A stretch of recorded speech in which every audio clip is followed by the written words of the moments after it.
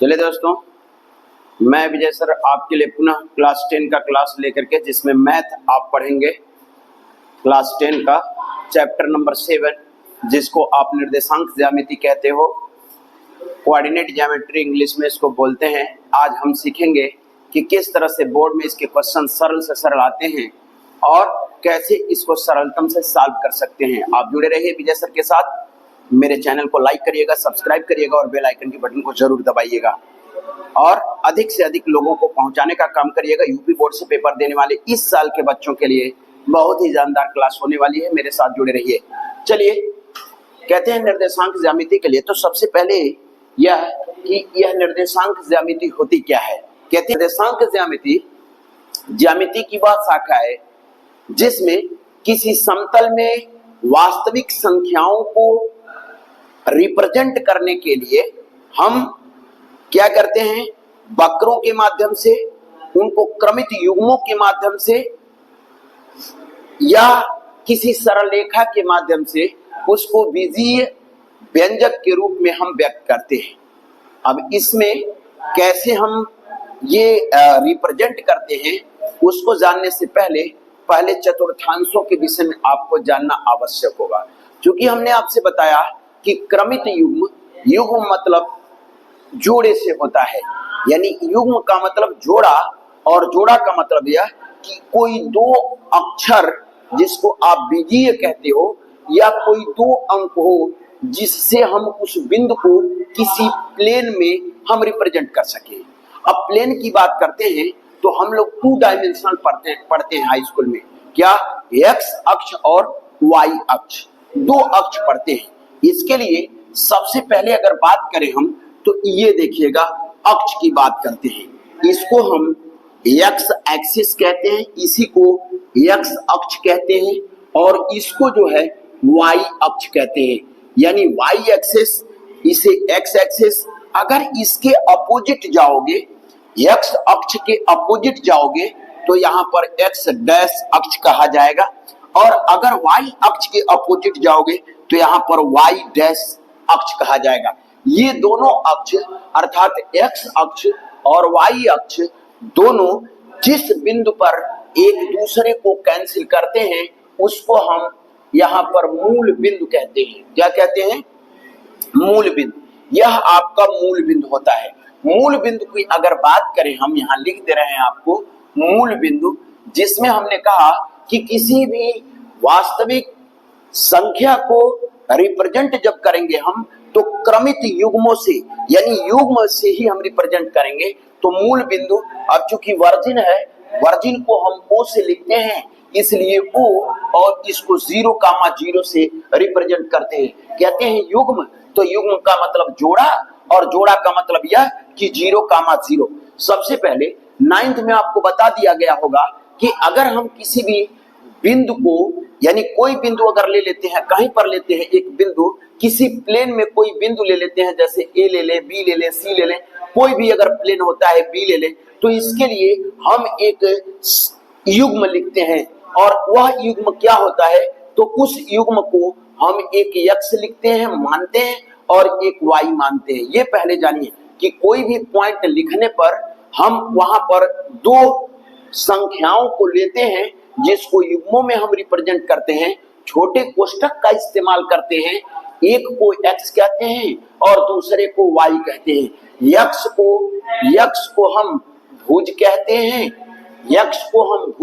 हैं, और y को हम कोटि कहते हैं। क्या कहते हैं? कोटि कहते हैं। यानी x को कभी भी किसी भी प्लेन में किसी नंबर को जब हम रिप्रेजेंट करेंगे तो पहले वाला जो होगा उसको हम भुज कहेंगे, जिसको हम x से लिखेंगे, और दूसरे वाले को हम कोटि कहेंगे, जिसे हम y से रिप्रेजेंट करेंगे। फॉर एग्जाम्पल, अगर आपको यह कहा जाए कि एक प्लेन में हम एक पॉइंट P लिए हुए हैं और वह 2,3 है, इसका मतलब क्या है कि x का मान क्या है यहाँ 2 और y का मान क्या है यहाँ 3 है। सबसे पहले x, उसके बाद क्या लिखते हैं? y लिखते हैं। x को क्या कहते हैं? हम भुज कहते हैं, और y को क्या कहते हैं? हम कोटि कहते हैं। तो जो पहले वाला होगा वह x का मान होगा, जो दूसरे वाला होगा वह किसका मान होगा? y का मान होगा। एक और एग्जांपल आपके लिए विशेषकर, जैसे मान लीजिए कि एक पॉइंट हम m ले रहे हैं, यहां पर लिख रहे हैं 2,3 या यहां पर लिख दे रहे हैं 4,3, तो इसका मतलब क्या होगा, x जो भुज का, तो इसमें कोई पूछे कि भुज का मान क्या होगा, तो भुज को आप क्या लिखते हो x, इसकी वैल्यू क्या होगी 4, और कोई पूछे कि कोटि का मान क्या होगा, तो कोटि को आप y लिखते हो और इसका मान क्या होगा, तो उसको क्या बोलते हैं, भुज और कोटि कहते हैं। क्या कहते हैं, भुज और कोटि कहते हैं। किसी भी कोऑर्डिनेट को लिखने के लिए, किसी भी निर्देशांक को लिखने के लिए हमको भुज और कोटि की आवश्यकता होती है। इसलिए अगर यहाँ मूल बिंदु O की बात करोगे आप, तो इसमें भुज का मान क्या होगा, 0 होगा। इसमें भुज का मान क्या होगा, 0। पहला भुज है दूसरा कोटि है, पहला भुज है दूसरा कोटि है, तो इसमें x की वैल्यू क्या होगी 0 और y की वैल्यू क्या होगी 0। जिसमें भुज और कोटि दोनों 0 0 हो, उसी को हम क्या कहते हैं, मूल बिंदु कहते हैं। और मूल बिंदु कहां पर आता है, जहां पर x अक्ष और y अक्ष दोनों एक दूसरे को जिस पॉइंट पर काटते हैं वही क्या कहलाता है, मूल बिंदु कहलाता है। और मूल बिंदु के जो निर्देशांक होते हैं वह 0,0 होते हैं। मूल बिंदु के निर्देशांक क्या होते हैं, 0,0 होते हैं। तो इसे ध्यान में रखिएगा, स्पेशल आपके लिए क्लास लेकर के आए हैं, गौर से समझिएगा, वीडियो को लाइक करिएगा, सब्सक्राइब करिएगा और बेल आइकन की बटन को जरूर दबाइएगा और ज्यादा से ज्यादा शेयर करने का प्रयास करिएगा। बिल्कुल आपको जीरो से हम बताने का काम करेंगे कि अगर आप कोई बंदा पढ़ा नहीं है तो उसको मैं जीरो से बताऊंगा कि कैसे ये हो रहा है, क्या है यह भुज और कोटि के विषय में जानकारी हो गई कि कभी भी लिखा जाएगा तो भुज और कोटि से लिखा जाएगा। क्लियर है ना। तो ये पहला, कोई भी अगर निर्देशांक लिखने की बात आएगी तो सबसे पहले भुज, उसके बाद कोटि। चलिए फिर अब बात करते हैं कि जब हम किसी प्लेन में इनको रिप्रेजेंट करते हैं, तो प्लेन में रिप्रेजेंट करने का मतलब, अगर आप साधारण सी बात अगर समझो तो उनके लिए हम क्या करेंगे यहाँ पर कि यह घर में बांट देते हैं। जैसे बाबू मान लो कि ये 4 घर बांट दिया गया। कितने घर हैं, 4 घर हैं। हई पहला घर है, हई दूसरा घर है, हई तीसरा घर है और हई चौथा घर है। ये चलता कैसे है बाबू, तो एंटी क्लॉकवाइज चलता है। क्या, घड़ी की सुई के विपरीत दिशा में। घड़ी की सुई टिक टिक टिक टिक टिक टिक टिक टिक ऐसे चलती है, ऐसे ये घड़ी की सुई चलती है ऐसे। यहाँ देखिए घड़ी की सुई अगर आप देखोगे तो घड़ी की सुई बाबू ऐसे चलती है। ओके, घड़ी की सुई इस टाइप में चलती है। लेकिन यहाँ पर जो चतुर्थांश चलते हैं, जिसको आप चतुर्थांश कहते हो, चतुर्थांश कहते हो, ये चतुर्थांश में ये घड़ी की सुई के विपरीत दिशा में चलता है। अर्थात ये कह लीजिए तो अब इस टाइप में चलेगा। यह जो है यहां से चलना प्रारंभ करता है, जिसको अंग्रेजी में कहोगे एंटी क्लॉकवाइज। घड़ी की सुई के विपरीत दिशा में, जिधर घड़ी की सुई चलती है उसके विपरीत दिशा में चतुर्थांश चलते हैं इस टाइप। तो इसमें 4 घर बने। मान लीजिए एक जो है रूम आपने ले लिया, एक रूम आप अपनी बहन को दे दिया, एक रूम आप अपनी मम्मी को दे दिया, एक रूम आप अपने पापा को दे दिया। 4 रूम बने हुए हैं। चारों रूम में सबके लिए रहने की अलग अलग बात है, लेकिन क्या है, किसी भी रूम में जोड़े के रूप में रहना है। किस रूप में रहना है, जोड़े के रूप में, जिसको आप क्या बोलते हो, युग्म बोलते हो। क्या बोलते हो, युग्म। यानी जोड़े के रूप में रहते हैं, और रह भी सकते हैं, नहीं भी रह सकते हैं, लेकिन कभी भी लिखा जाएगा तो युग्म के रूप में ही ये लिखा जाएगा। हमेशा ये क्या चलता है, एंटी क्लॉकवाइज। कैसे, तो पहला चतुर्थांश, इसको बोलते हैं प्रथम चतुर्थांश। क्या कहते हैं, पहले को प्रथम चतुर्थांश बोलते हैं। क्या बोलते हैं, प्रथम चतुर्थांश। ओके, ये पहला। दूसरा वाला जो घर बनता है वह द्वितीय, क्या, द्वितीय चतुर्थांश बोलेंगे। क्या बोलेंगे, द्वितीय चतुर्थांश। और यह तीसरा है तो इसलिए इसको तृतीय चतुर्थांश बोलेंगे। क्या बोलेंगे, तृतीय चतुर्थांश। फिर यह चौथा है तो इसको चतुर्थ चतुर्थांश बोलेंगे, चतुर्थ चतुर्थांश बोलेंगे। ओके, ये आप समझ लीजिएगा कि प्रथम चतुर्थांश, द्वितीय चतुर्थांश, तृतीय चतुर्थांश, चतुर्थ चतुर्थांश। कैसे चला, तो एंटी क्लॉकवाइज चला, यानी घड़ी की सुई के विपरीत दिशा में चला, घड़ी की सुई के विपरीत दिशा में चला। तो हम इसको मिटाते हैं, आप इसे गौर से सुनिएगा। वो आपका वर्जिन है, वर्जिन का जो निर्देशांक होता है वह 0,0, जिसको आप मूल बिंदु, बहुत महत्वपूर्ण होता है, बार बार क्वेश्चन में आता है मूल बिंदु। तो जब मूल बिंदु की बात करेगा बाबू, तो आप समझ लेना कि मूल बिंदु जिसको आप O कहते हो, इसका निर्देशांक 0, क्या होता है, 0 होता है। यानी यह कह लीजिए युग्म में होता है, इसको भुज कहते हो और इसको क्या कहते हो, कोटि कहते हो। क्या कहते हो, कोटि कहते हो, भुज और कोटि कहते हो। क्लियर है। अब भुज और कोटि के लिए ये पहला चतुर्थांश यानी पहला रूम है, पहला चतुर्थांश, दूसरा रूम है, दूसरा चतुर्थांश, तीसरा रूम है, तृतीय चतुर्थांश, चौथा रूम है, चतुर्थ चतुर्थांश। इंग्लिश में अगर जानना चाहोगे तो फर्स्ट क्वाड्रेंट इसको बोला जाता है, इसको सेकेंड क्वाड्रेंट बोला जाता है, इसको थर्ड क्वाड्रेंट बोला जाता है, इसको फोर्थ क्वाड्रेंट बोला जाता है। अब क्या है, गौर से समझिएगा। ये इनका घर होता है। घर का मतलब देखो, यह एक्स अक्ष है, यह एक्स अक्ष है, तो एक्स अक्ष का ये पूरा पार्ट, एक्स अक्ष को, यह जो वाई अक्ष है इसको यहां से काट दिया है। एक्स और एक्स डैश दोनों को यह वाई अक्ष विभाजित कर दिया है। तो ये कहने का सेंस है कि इधर वाला जो है, चाहे वह इसमें पड़े चाहे इसमें पड़े, कौन, एक्स, कौन, एक्स, जिसको क्या कहते हो भैया, भुज। यह क्या होता है, दोनों चतुर्थांश में धनात्मक होता है। यानी बात सुनो, यानी बाबू पहले में भी भुज और कोटि होगा, पहले वाले में भी भुज और कोटि होगा, दूसरे वाले में भी, द्वितीय चतुर्थांश में भी भुज और कोटि होगा, ठीक, तृतीय चतुर्थांश में भी भुज और कोटि होगा, चतुर्थ चतुर्थांश में भी भुज और कोटि होगा। ये ध्यान रखें, भुज और कोटि सब में होगा, भुज और कोटि क्या होगा, सब में। अब ये पूछा जाता है कि किसमें भुज धनात्मक होगा, किसमें कोटि धनात्मक होगी, किसमें कोटि ऋणात्मक होगी, किसमें भुज ऋणात्मक होगा, ये सबसे बड़ा प्रश्न उठता है। तो आपको ये कह लीजिए कि याद करने की कोई जरूरत नहीं है, केवल आप समझ लोगे, पूरी जिंदगी नहीं भूलोगे।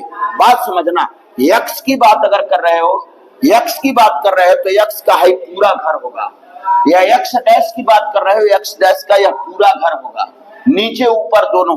यक्स बीच में है इसलिए ऊपर भी रहेगा नीचे भी रहेगा। देखो, यक्स डैश का मतलब ये ऋणात्मक आएगा और एक्स का मतलब क्या होगा, यह धनात्मक होगा। इसको धनात्मक वे में लिया जाएगा, धनात्मक, और इसे किस वे में लिया जाएगा, ऋणात्मक लिया जाएगा। किस में लिया जाएगा, ऋणात्मक वे में लिया जाएगा। यदि डैश आएगा तो ऋणात्मक वे एक्स होगा, जिसको भुज कहते हो। अगर यह कुछ नहीं लिखा है, केवल एक्स लिखा है, तो धनात्मक में लिया जाएगा। यानी भुज हमारा क्या होगा, यानी एक्स हमेशा भुज को रिप्रेजेंट करने का काम करता है, एक्स और एक्स डैश, और वाई हमेशा कोटि को रिप्रेजेंट करने का काम करता है। क्लियर है। अब क्या है, इसी के रूप में एक वाई, कैपिटल वाई जो दिख रहा है, वाई जिसको आप कोटि के लिए इसको भुज का रिप्रेजेंटेशन देते हो, वाई और वाई डैश, वाई और वाई डैश किसको रिप्रेजेंट करने का काम करता है, कोटि को रिप्रेजेंट करता है। अगर वाई है तो यह क्या होगा, धनात्मक, अगर डैश है तो यह क्या होगा बाबू, ऋणात्मक होगा। ध्यान रखना, ये डैश है तो ऋणात्मक एक्स डैश, लेकिन किसको रिप्रेजेंट करता है, ये भुज को, और एक्स है तो यह क्या है, धनात्मक। वैसे ही एक्स के प्लेस पर अगर वाई रख लिया जाए तब भी धनात्मक होगा, डैश होने के कारण यह क्या होगा, ऋणात्मक को रिप्रेजेंट करने का काम करेगा। वाई हमेशा कोट को रिप्रेजेंट करता है और एक्स हमेशा भुज को रिप्रेजेंट करता है। क्लियर है ना। अब देखो, एक्स है बीच में है, इसलिए ऊपर भी रूम इसका होगा, नीचे भी रूम होगा। यानी कह लीजिए कि यह जो बच्चे हैं, ये बच्चे, ये कह लीजिए बहुत अच्छे होते हैं। क्या ये अपने रूम में तो रहता करते हैं, ये पापा के या मम्मी के रूम में भी जा सकते हैं, कोई प्रॉब्लम नहीं होगी, कोई प्रॉब्लम नहीं होगी। इसका मतलब यक्स जो यहाँ पर भुज कह रहे हो, यक्स एक्स, तो यहाँ पर भुज क्या होगा, यक्स है तो भुज के लिए यक्स डैश नहीं ना है, तो यक्स भुज के लिए क्या देता है, धनात्मक। तो यहाँ धनात्मक और यह भी क्या होगा, धनात्मक होगा। क्लियर। चिन्ह परिपाटी बता रहे हैं आपको, यह चिन्ह परिपाटी बता रहे हैं, कैसे आप देखोगे तो भुज क्या होगा, धनात्मक होगा। क्यों, क्योंकि एक्स की तरफ है, तो भुज यहाँ पर एक्स को रिप्रेजेंट करेगा और भुज अगर यक्स को रिप्रेजेंट करेगा तो यह क्या होगा, धनात्मक होगा। तो दोनों एक्स एक्स क्या हो, चाहे ऊपर हुए चाहे नीचे, दोनों एक्स एक्स क्या हुए, धनात्मक। क्यों, क्योंकि यहाँ एक्स अक्ष है, एक्स अक्ष के लिए यह ऊपर भी और नीचे भी यह क्या होता है, धनात्मक होता है। अर्थात प्रथम चतुर्थांश में भुज जो होता है वह धनात्मक होता है, द्वितीय चतुर्थांश यानी ये चतुर्थ चतुर्थांश में भी भुज क्या होता है, धनात्मक होता है। क्लियर है, यानी प्रथम और चतुर्थ में भुज क्या होता है, धनात्मक। अब आइए कोटि पर, अब किस पर आइए, कोटि पर। तो अब कोटि की बात करेंगे बाबू, तो कोटि यह ऊपर है, तो यह ऊपर है, जिस तरह से वाई, जिस तरह से एक्स नीचे और ऊपर, ये ऊपर और नीचे जा सकता है, उसी तरह से कोटि भी इधर और इधर आ सकता है, बीच में है। तो इसलिए कोटि यहाँ पर क्या होगा, इधर इधर वाई है, तो वाई देखो क्या होगा, यहाँ धनात्मक, तो यहाँ पर क्या लिख देंगे, धनात्मक। इधर भी आ सकता है वाई, तो यह क्या हो जाएगा, धनात्मक। क्यों, क्योंकि बीच में इधर भी वाई आ सकता है, इधर भी, तो वाई प्रथम चतुर्थांश और द्वितीय चतुर्थांश दोनों में क्या होगा, धनात्मक होगा। यहाँ पर यक्स के लिए हमने काम किया, यक्स का ऊपर और नीचे दोनों क्या था, धनात्मक था।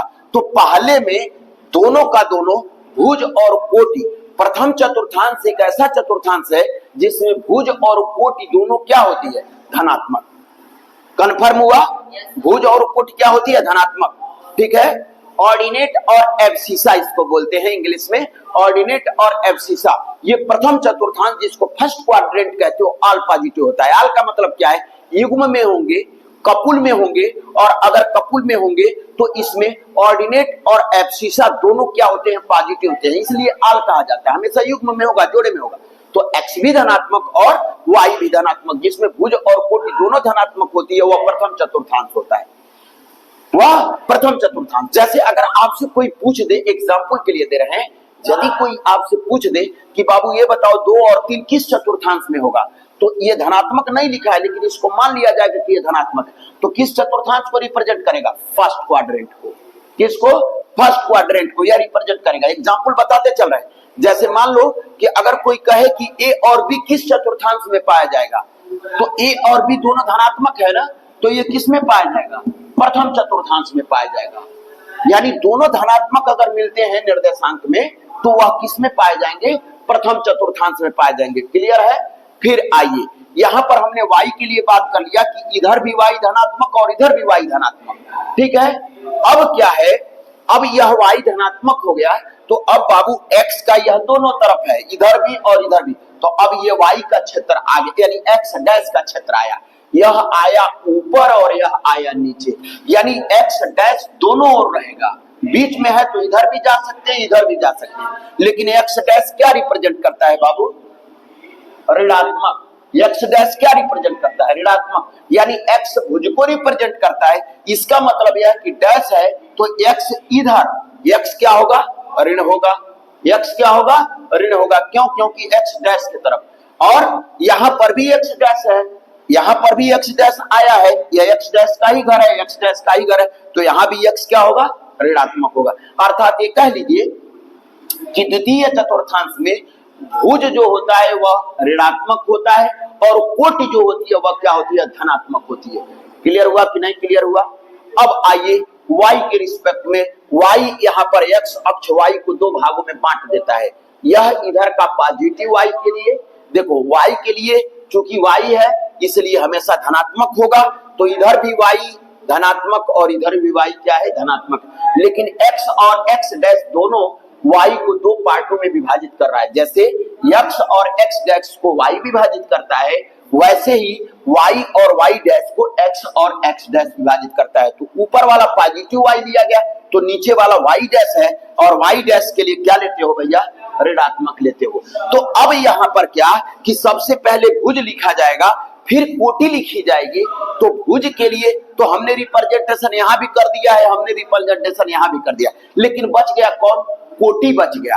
कौन बच गया, देखो भुज और कोटि। तो भुज यहाँ पर तो लिख दिए, कोटि है y, लेकिन y क्या है, यह y का दोनों घर, इधर भी जाएगा और इधर भी जाएगा, तो y डैश का दोनों तरफ है। तो यह y जो कोटि को देता है यह क्या होगा, डैश होने के कारण y क्या होगा, ऋणात्मक होगा। ऋण कामा क्या होगा, ऋण, अर्थात x का मान भी ऋण होगा और y का मान भी क्या होगा, ऋण होगा। ये अर्थात ये कौन सा चतुर्थांश है, तृतीय चतुर्थांश, थर्ड क्वाड्रेंट है। थर्ड क्वाड्रेंट में दोनों निगेटिव होते हैं, थर्ड क्वाड्रेंट में दोनों, यानी दोनों निगेटिव हो जाए। एग्जांपल दे देते हैं आपको कि अगर मान लो -a कामा -b दे दिया है, तो पूछे कोई आपसे कि किस चतुर्थांश में पड़ता है, तो क्या बताएंगे, तृतीय चतुर्थांश में पड़ता है। किस चतुर्थांश में, तृतीय। अगर मान लो कोई कह देता है -2 कामा -5, तो किस चतुर्थांश में पड़ेगा, तृतीय चतुर्थांश में। देखो भुज भी ऋणात्मक और कोटि भी ऋणात्मक, तो तृतीय चतुर्थांश आप बता दोगे कि तृतीय चतुर्थांश में है। जो एक एक नंबर के क्वेश्चन बाबू बन रहे हैं, इसी में से आएंगे आपके लिए पेपर में। एक एक नंबर का क्वेश्चन जो बन रहा है, तो पूछेगा कि किस चतुर्थांश में पड़ेगा। तो ये क्वाड्रेंट आपको याद होना चाहिए, एकदम बिल्कुल जीरो से समझिए ये क्वाड्रेंट आपका। तो कुल मिलाकर के अगर भुज और कोटि दोनों ऋणात्मक होती है, तो आप ये समझिएगा कि किसमें पड़ेगा, तृतीय चतुर्थांश में। ओके, फिर क्या है, यहां पर आइएगा और यहां पर अगर बात करेंगे चतुर्थ चतुर्थांश, तो चतुर्थ चतुर्थांश में कहते हैं कि हमने तो भुज बता दिया, क्योंकि x इधर भी जाएगा इधर भी आएगा, तो इसको आप क्या लिखते हो, चतुर्थ चतुर्थांश लिखते हो। तो इसमें यह भुज है तो भुज धनात्मक हुआ, लेकिन y डैश इधर भी जाएगा और इधर भी जाएगा। इसका मतलब यह है कि अगर y इधर ऋणात्मक है, डैश है, तो y डैश का क्या है, ऋणात्मक, तो इधर भी क्या होगा, ऋणात्मक होगा, इधर भी क्या होगा, ऋणात्मक होगा। क्लियर। तो फर्स्ट क्वाड्रेंट में दोनों पॉजिटिव, सेकंड क्वाड्रेंट में x निगेटिव, y पॉजिटिव, ठीक, थर्ड क्वाड्रेंट में दोनों निगेटिव, और फोर्थ क्वाड्रेंट में क्या है, x पॉजिटिव और y क्या है, निगेटिव, यानी भुज धनात्मक है और कोटि क्या है, ऋणात्मक। जैसे अगर आपसे कोई पूछ दे कि -2 कामा 5 किस चतुर्थांश में पड़ेगा, कमेंट करके आप जरूर बताते रहिएगा, -2 कामा 5 किस में पड़ेगा। तो अब आपको मिलाना है, नहीं समझ में आए तो आप मिलाइए कि यह भुज कहते हो, ये भुज ऋणात्मक है, तो ऋणात्मक है तो कभी भी पहले और चौथे में नहीं पड़ेगा। भुज अगर ऋणात्मक है तो पहले और चौथे में, क्योंकि x है ऊपर और नीचे, यह कब पड़ेगा, तो वह हो सकता है कि दूसरे और तीसरे में पड़े, लेकिन y जो है धनात्मक है, तो y धनात्मक ऊपर ही रहेगा, इसलिए सेकेंड क्वाड्रेंट में आएगा। देखिए ये माइनस, पहला माइनस, दूसरा धनात्मक, दूसरा धनात्मक। क्लियर है ना। अगर मान लो इसी तरह से लिख दिया आपसे क्या, माइनस यहां पर ये लिख दिया कि 2 कामा ऋण 5 दे दिया। अब आप क्या है, भुज धनात्मक हो गया, तो जैसे ही भुज धनात्मक आया अर्थात पहले या चौथे में पड़ेगा, पहले या चौथे में पड़ेगा। लेकिन पहला तो ऑल पॉजिटिव होता है, तो पहले की बतिये छोड़ दीजिए, ये माइनस है, तो फोर्थ क्वाड्रेंट देखिए, पहला धनात्मक और दूसरा क्या है, ऋणात्मक। तो ये देखिए y ऋणात्मक आया हुआ है और x धनात्मक आया है, इसलिए किस चतुर्थांश में पड़ेगा, चतुर्थ चतुर्थांश में पड़ेगा। क्लियर है, समझ में आ रहा है, जरूर आप बताएंगे। ये कह रहे हैं कि अच्छा अगर मान लीजिए कि अभी बताए थे, अगर मान लीजिए इस तरह से दे दिया है कि -10 कामा -15, पूछेगा किस चतुर्थांश में पड़ेगा, तो तृतीय चतुर्थांश में पड़ेगा। देखिए तृतीय चतुर्थांश आपका दोनों ऋणात्मक है, तो अगर दोनों ऋणात्मक है तो, और फिर एक बात कि अगर मान लेते हैं इस तरह से लिख देता है कि 2 कामा 10, पूछता है किस चतुर्थांश में पड़ेगा, तो ये दोनों धनात्मक है, क्या है, दोनों धनात्मक, तो किस चतुर्थांश में, प्रथम चतुर्थांश में पड़ेगा। किस चतुर्थांश में, प्रथम चतुर्थांश में। तो इस तरह से ये क्वाड्रेंट, थोड़ा सा गौर कीजिएगा, फिर से एक बार बता रहे हैं, गौर से सुनिएगा। प्रथम चतुर्थांश में आल पॉजिटिव, आल का मतलब युग्म में होता है, पहले को भुज कहते हैं, दूसरे को कोटि कहते हैं, पहले को भुज और दूसरे को कोटि, ठीक है। ऑर्डिनेट और एब्सिसा, ऑर्डिनेट और एब्सिसा इंग्लिश में इसको बोलते हैं, कहते हैं कि पहला धनात्मक दूसरा भी धनात्मक, ये पहला चतुर्थांश होता है। दूसरे चतुर्थांश हमेशा एंटी क्लॉकवाइज चलते हैं। दूसरा जो चतुर्थांश होता है, इसमें क्या होता है, जो भुज होता है वह ऋणात्मक होती है और कोटि जो होती है वह धनात्मक। तृतीय चतुर्थांश में दोनों क्या होता है, ऋणात्मक होता है।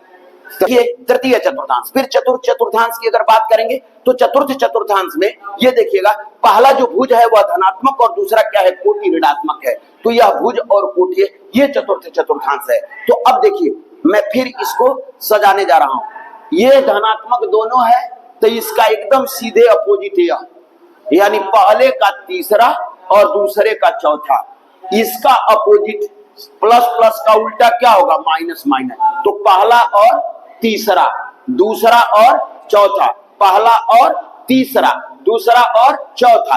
पहले में दोनों धनात्मक होते हैं तो तीसरे में दोनों ऋणात्मक होते हैं। दूसरे में पहला धनात्मक दूसरा ऋणात्मक, यानी सॉरी पहला ऋणात्मक दूसरा धनात्मक, तो चौथे में पहला धनात्मक इसका उल्टा और दूसरा ऋणात्मक। तो पहले का उल्टा तीसरे में, दूसरे का उल्टा चौथे में, पहले का उल्टा तीसरे में और दूसरे का उल्टा चौथे में। क्लियर है ना? अगर धन धन है तो तीसरे में ऋण ऋण, अगर यहाँ ऋण ऋण है तो पहले में धन धन, अगर यहाँ पर ऋण धन है तो इसका अपोजिट यह खाना आता है, इसका अपोजिट, जिसको आप वर्टिकल अपोजिट बोलते हैं, डमरू जैसा बना लोगे। ठीक है, तो इसका उल्टा यहाँ पर रख लेना। यदि आपको कहीं प्रॉब्लम होती है सीधे पेपर में खींचिएगा, कहिएगा हाई दोनों धन धन है, तो सीधे यहाँ पर ऋण ऋण लिख दीजिएगा। और फिर इधर क्या है, इसको पहले माइनस करिएगा तो एक प्लस करना पड़ेगा, और इसका उल्टा यहाँ पर प्लस और क्या लिख देंगे, माइनस। बस यही आपका चिन्ह परिपाटी का नियम है, और इसी से डिफाइन कर जाओगे कि कौन सा किस में पड़ेगा। अगर आपसे पूछ दिया जाए इसी तरह से अब कि यहाँ पर लिख दे कि -2,5 किस चतुर्थांश में पड़ेगा, माइनस, तो ये क्या है, दूसरे वाले में है। क्या है यह, दूसरे वाले चतुर्थांश में। इसी तरह से मान लीजिए इस तरह से -100, -25 किस चतुर्थांश में पड़ेगा, तृतीय चतुर्थांश में पड़ेगा। ऋण ऋण दोनों है, तृतीय में पड़ जाएगा। अगर मान लेते हैं कि इस तरह से दे देता है, कौन होगा, धन धन नहीं लिखा है, मान लेते हैं धन धन है, यदि धन धन नहीं लिखा, धन लिखते नहीं है, तो ये किस चतुर्थांश में, ऑलरेडी इसी चतुर्थांश में पड़ेगा। क्लियर है ना? तो यह आपका क्या है, ये 4 क्वाड्रेंट हैं। ठीक है, यह आपका क्या है, फर्स्ट क्वाड्रेंट, सेकंड क्वाड्रेंट हमेशा एंटी क्लॉकवाइज में चलेगा, यह आपको दिया गया है। क्लियर है ना? इसमें कोई दिक्कत नहीं है, आप इसे स्क्रीनशॉट या इसे नोट कर लेंगे। एग्जाम्पल बहुत सारे दिए गए हैं, इसको आप समझ लेंगे, इसको आप नोट कर लेंगे किस तरह से हमने आपको बताया। मूल बिंदु है एक्स एक्सिस वाई एक्सिस, दोनों एक दूसरे को जिस पॉइंट पर काटते हैं उसी को हम क्या कहते हैं, मूल बिंदु कहते हैं। मूल बिंदु का जो कोऑर्डिनेट होता है वह 0,0 होता है, यानी x का मान भी 0 होगा और y का मान भी 0 होगा। इसको बोलते हैं, x को बोलते हैं भुज और y को क्या बोलते हैं, कोटि बोलते हैं। पहले भुज पड़ता है फिर कोटि पड़ती है, हमेशा एंटी क्लॉकवाइज चलता है। 4 घर बनते हैं, प्रथम घर में दोनों धनात्मक, कौन दोनों, भुज और कोटि दोनों धनात्मक। भुज को x से लिखते हैं, कोटि को y से लिखते हैं। तो भुज यानी x भी धनात्मक होता है और y यदि धनात्मक होता है तो दोनों प्रथम चतुर्थांश में। अगर भुज ऋणात्मक होगा अर्थात x का मान ऋणात्मक हो पहले और y का मान धनात्मक हो जाए तो द्वितीय चतुर्थांश में। द्वितीय चतुर्थांश में भुज ऋणात्मक कोटि धनात्मक, भुज ऋणात्मक कोटि धनात्मक। तृतीय चतुर्थांश में भुज और कोटि दोनों ऋणात्मक। तृतीय चतुर्थांश में भुज और कोटि दोनों क्या होती है, ऋणात्मक होती है। यहाँ पर भुज को x और कोटि को y से, ये आपका रिप्रेजेंटेशन। पुनः एक यहाँ पर कि चतुर्थ चतुर्थांश है तो चतुर्थ चतुर्थांश में भुज धनात्मक और कोटि ऋणात्मक होती है। क्लियर? इसका उल्टा इसमें, इसका उल्टा इसमें, केवल आप 2 याद कर लो, किसी का सीधे आपको यह मिल जाएगा कि इसका उल्टा यहाँ लिख देंगे, इसका उल्टा यहाँ। आप कभी भी पेपर में आएगा बस खट से आप क्या करेंगे, एक ऐसे बना लेंगे, आप पहला धन धन इधर आएगा, इसको आप x और x डैश, y और y डैश, डैश की तरफ मैं बोला हूं कि बाबू कभी भी डैश जब लिखिएगा तो इधर जो है x डैश है तो x को ऋणात्मक कर दीजिएगा और y का है तो y को धनात्मक कर दीजिएगा। अब इसी का उल्टा लिख दीजिए, धन धन है तो इसके किनारे क्या लिख देंगे, आप ऋण ऋण लिख देंगे, और इधर ऋण धन है तो इधर क्या होगा, धन और कामा क्या हो जाएगा, ऋण, आप इसको लिख दोगे। तो ये जो है चतुर्थांश है। अब इनकी वैल्यू इसी को आप जांच लीजिएगा कि भुज और कोटि में कैसे है, किस चतुर्थांश में पड़ जाएगा। पहला ऋणात्मक दूसरा धनात्मक, द्वितीय चतुर्थांश ऋणात्मक और दोनों ऋणात्मक हो जाएंगे भुज और कोटि। तो जान लेना कि तीसरे चतुर्थांश में लिखेगा ऑप्शन में कि पहले चतुर्थांश में पड़ेगा, दूसरे चतुर्थांश में पड़ेगा। एक चीज और आपको बता दे जाते जाते कि y एक्सिस पर x नहीं होते हैं, y एक्सिस पर x नहीं होते और x अक्ष पर y नहीं होते हैं। मतलब कि x अक्ष पर y इक्वल टू 0, यानी x अक्ष के किसी भी बिंदु पर अगर लोगे तो y क्या मिलेगा, 0 मिल जाएगा। x अक्ष पर y 0 होते हैं और y अक्ष पर कौन 0 होता है भैया, y अक्ष पर कौन 0 होता है, x 0। तो दोनों उल्टा, y का x, x का y, y का x, x का y। क्या कि x अक्ष पर y 0 होता है, ये x अक्ष है, इस पर y क्या होगा, x अक्ष पर y क्या होगा, 0। यानी x पर y नहीं होते हैं और y पर x नहीं होते हैं। अगर कोई बोल देता है कि 0,2 कहां पर होगा, तो यह क्या है, x है ना, तो x क्या है, 0 है ना, तो 0 किस पर होता है, x y अक्ष पर। किस पर होता है, y अक्ष पर। तो इसको रिप्रेजेंट करना होगा तो इसी पर जाएंगे 1 2, यहीं पर यह बिंदु आएगा और इसी को क्या लिखोगे, 0, क्या 2। यानी y अक्ष पर x शून्य होता है और x अक्ष पर y। जैसे मान लीजिए अगर आपको कह दे कि 3, 0 को रिप्रेजेंट करो, तो 3, 1 2 3 और यह y है 0, तो यहां पर 0 हो जाएगा। तो इसी को 3, क्या हो जाएगा, 0, क्योंकि x अक्ष पर y 0 और y अक्ष पर क्या होते हैं, x 0। क्लियर है ना। तो इसे भी बाबू आप नोट कर लेंगे, x अक्ष पर y इक्वल टू 0 और y अक्ष पर x इक्वल टू 0। यानी x अक्ष पर y 0 होता है और y अक्ष पर x 0 होता है। क्लियर है ना, समझ में आया, ठीक है ना। इसका रिप्रेजेंटेशन है, इसे आप नोट कर लेंगे। अगर चतुर्थांश आप जान जाते हो तो इसकी आधारशिला क्वेश्चनों का इसी पर होता है, ठीक है। इसके बाद फिर मिलते हैं अगली वीडियो में, आपके लिए स्पेशल क्लासेस क्वेश्चन लेकर के। ज्यामिति का बहुत सारे क्वेश्चन आपको देखा जाएगा जो पेपर में आएगा, इंपॉर्टेंट क्वेश्चनों को लेकर के आएंगे। तब तक के लिए हम आपसे अनुमति लेते हैं और विदा लेते हैं। लेकिन मेरी वीडियो को लाइक करिएगा, सब्सक्राइब करिएगा और बेल आइकन की बटन को जरूर दबाइएगा। अधिक से अधिक लोगों को हमारे साथ जोड़ने का प्रयास करिए। बताइए उनको कि एक क्लास विजय सर का है जो यूपी बोर्ड में पहला क्लास आपको लेकर के आएगा मैथ में। आपके घर तक बैठे रहेंगे और क्वेश्चन को बताया जाएगा, आपका पेपर में आएगा क्वेश्चन। जरूर हमसे जुड़े रहिए। Thank you.